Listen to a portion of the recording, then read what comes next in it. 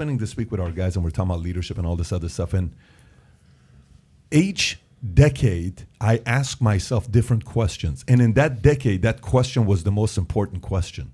Do you know what I'm saying? Like, when you're teens, you're asking, man, you know, whatever the question may be in your teens, you know. When can I grow when up? when am I going to grow? When am I going to be cool? When am I going to have a girlfriend? When can I go? Whatever questions you ask, okay, am I going to get a job? Am I going to do that? Okay. In your 20s, you ask different questions. In your 30s, you ask different questions. In your 40s, you ask different questions. Certain questions are constant, right? What's my purpose? Why am I here? What am I doing? What do you want me to do? What am I supposed to do? Am I in the right position I'm at right now? Am I in the career? Certain questions are going to be constant, right? But certain questions, as you age, the weight gets heavier and it gets more important to you at that age than it did a decade or 2 or 3 decades ago.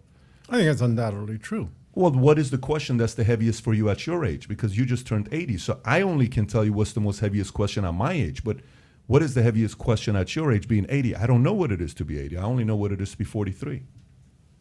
The heaviest question. Heaviest question 80? by yourself. You don't mean the questions that inevitably possess people my age.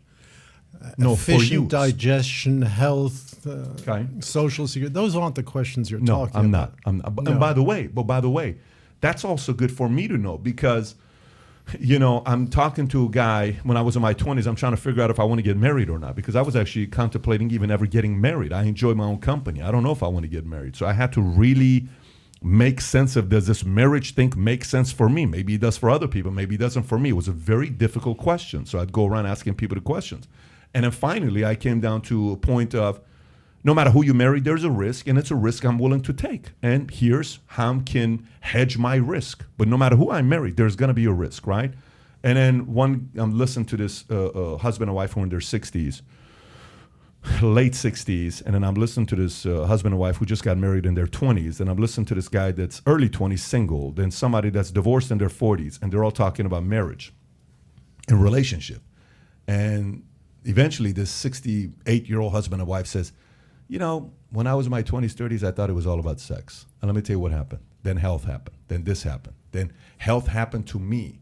And I was, health happened to my wife first. And I was complaining to her because my wife couldn't have sex with me for 9 months.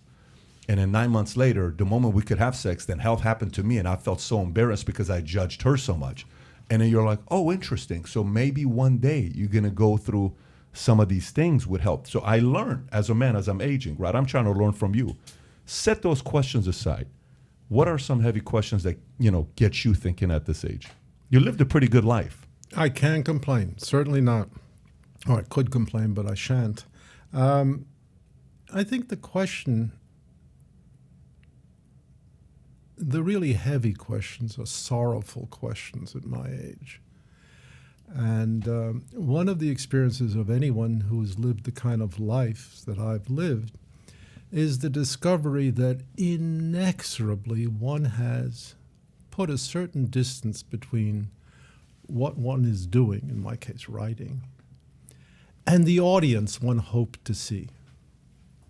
That is, the separation begins the minute you publish something. You attract certain readers, you repel other readers. That's a normal point of equilibrium. The further you progress in any kind of literary life, on the one hand, you may, if you're lucky, cement a reputation and achieve a certain loyal readership. But inevitably, you discover that thrill of reaching an audience is disappointed because you are inevitably writing for the past. That at my age, I can no longer be a fresh voice and therefore no longer attract new readers. That's exactly how it should be.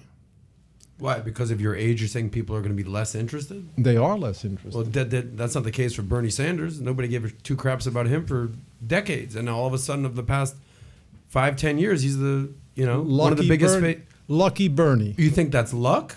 I don't know. Or that's conviction and hard work?